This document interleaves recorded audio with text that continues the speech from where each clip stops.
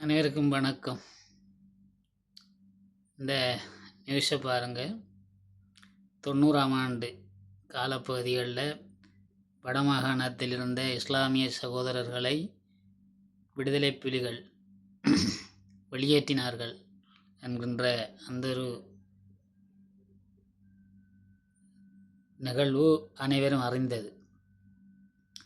அது ஏன் வெளியேற்றினார்கள் என்றால், இரு சமூகத்துக்கு இடையிலான உரிமைப்போர். உரிமைப்போரில் இன்னொரு சமூகம் பாதிக்கப்படக்கூடாது என்பது ஒரு காரணம். மாற்றுச் சமூகத்தவர்கள் தங்களை காட்டி கொடுத்து இந்த போராட்டத்தையும் தங்கள் கொள்கையான நிலையான இந்த போராட்டத்தையும் அழித்து விடுவார்கள் என்கின்ற ஒரு காரணம்.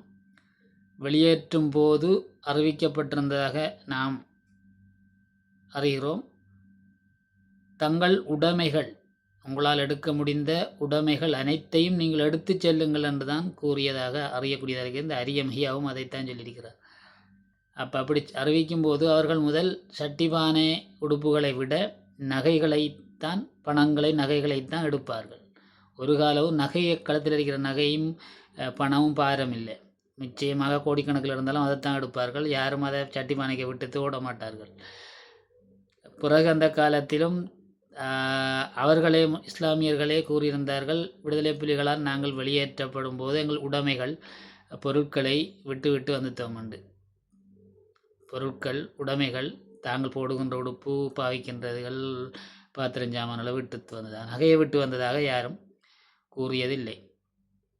35 வருடம் தாண்டி இப்படி ஒரு கதையை கட்டி 35 வருடத்துக்கு நினைவு கூறாத ஒரு நினைவை இந்த வருடம் நினைவு கூறுகிறார்கள். அது அவர்களின் உரிமை.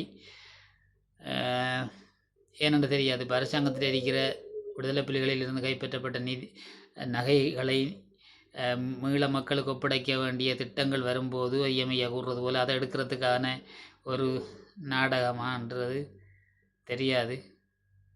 சரி, இப்படித்தான் மக்களை ஏமாத்துறார்கள்ன்றதை மக்கள் புரிஞ்சு கொண்டா சரி.